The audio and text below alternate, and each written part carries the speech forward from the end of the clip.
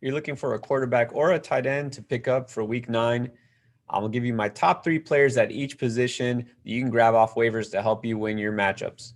All right, let's start with QB, starting at number 3 and counting down to 1. So at number 3, I'm going to go with Phillip Rivers. So he's looked pretty good the last couple of games, throwing 3 touchdowns each time. Don't think we can count on that going forward. This is a team that still wants to run the ball first, and they're doing so with a committee. They're also kind of using wide receiver and tight end by committee, which we'll get to a little bit later on. So the good news is he has a wide variety of weapons to choose from. Even with T.Y. Hilton out, that really wasn't a big loss for Rivers. It's not like Hilton had been doing very much anyways, but Michael Pittman has come back. Now they have a variety, 3 different tight ends to throw to, variety of receivers who are all involved. So that's good because he can spread the ball out. Going against Baltimore in week 9, it's not a great matchup, but it's really not terrible either on paper. The Ravens only have 3 interceptions on the year, believe it or not. So even though they have some quality cornerbacks, this isn't a game where somebody who Rivers is usually turnover prone, he shouldn't have that problem. So he's usable. I don't expect a big game from him in week 9, but he's definitely somebody that you could stream. Now, at number 2, I'm going to go with my boy Tua. This isn't a homer pick. No, Tua, well, he didn't really do much because, I mean, he couldn't. He didn't have to do anything. He barely got on the field. All right, so if you saw that game, it was just amazing to watch from beginning to end. The Dolphins, their defense and their special teams, I mean, they made Jared Goff look like the rookie, and he just looked terrible. So, you know, you had the punt return for a touchdown, the fumble return for a touchdown, the interceptions.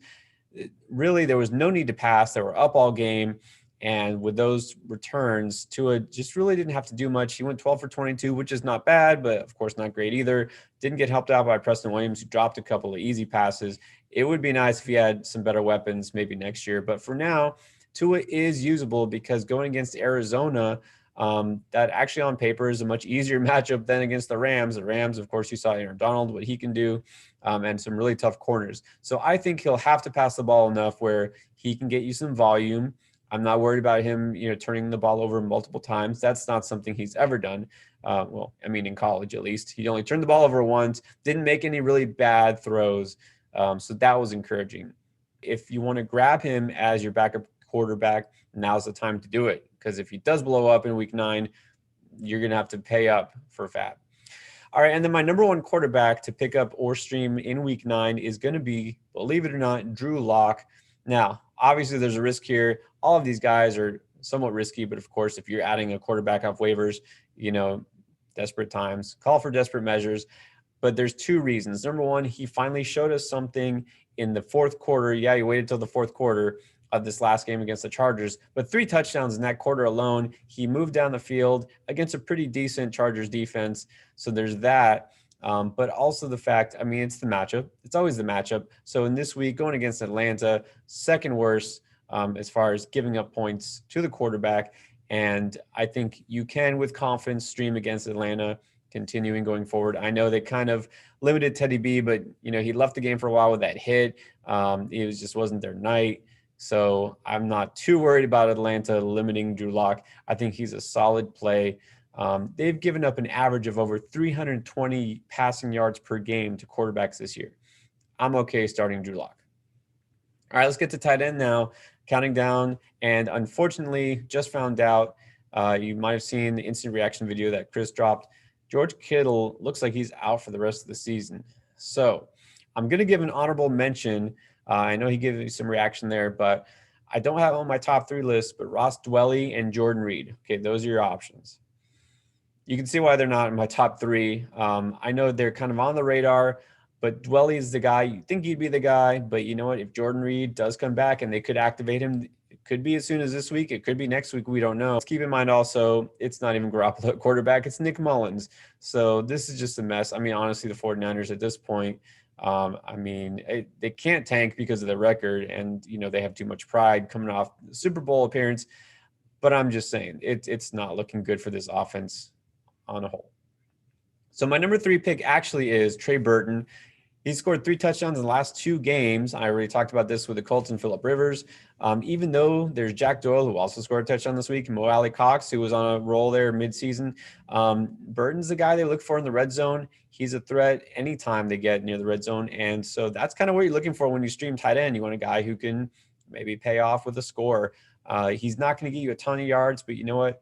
He's usable pretty much in any matchup. Even in a negative matchup for tight ends this past week, he still scored. So, against the tight end, Baltimore is just okay. So Burton is usable, but my number 2 pick ahead of him is Logan Thomas. Logan Thomas is widely available, only rostered in 21% of leagues because coming off the bye week, not a lot of people decided to hold on to Logan Thomas. You know what? He's a pretty safe tight end to hold. He's not the most exciting, not going to give you a huge game, but right now, as far as that Washington pass game, which is not exciting, but that Washington pass game, he's the number 2 target behind Terry McLaurin, got 40 targets on the season and tied with McLaurin for the team lead in touchdowns, which is only 3, but still, you get a tight end who can score every other week, a tight end who is going to get you at least 4 or 5 targets each week.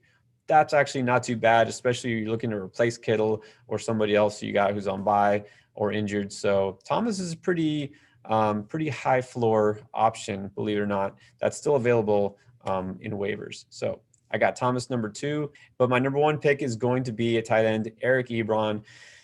I know we've been down this road before. You trust Ebron, then he lets you down. But I mean, the Steelers are rolling. He's definitely a part of their offense. It's not just boom bust for him, which it looked like early on. He's 4th on the team in targets, and they have a lot of options at wide receiver. He's past James Washington. Washington now has been phased out in favor of him. Deontay Johnson has kind of disappeared, even though I guess he's healthy.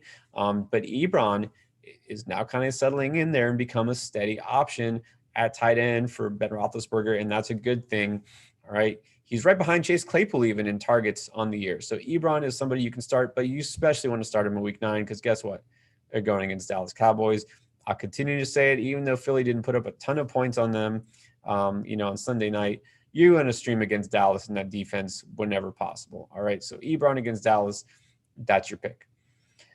Hopefully that helped you. If you have any questions about other waiver wire picks for either of these positions, quarterback, tight end, or running back, wide receiver, of course, you can check out my other episodes talking about those positions, but give us a comment here. Follow us at Endgame Fantasy on Twitter. Let us know what you think. Of course, hit that subscribe button. Keep in touch with us each and every week. We're here to help you, and that includes Endgame Live 2 hours before kickoff every Sunday to help answer start-sit questions. All right, thanks for watching, and good luck.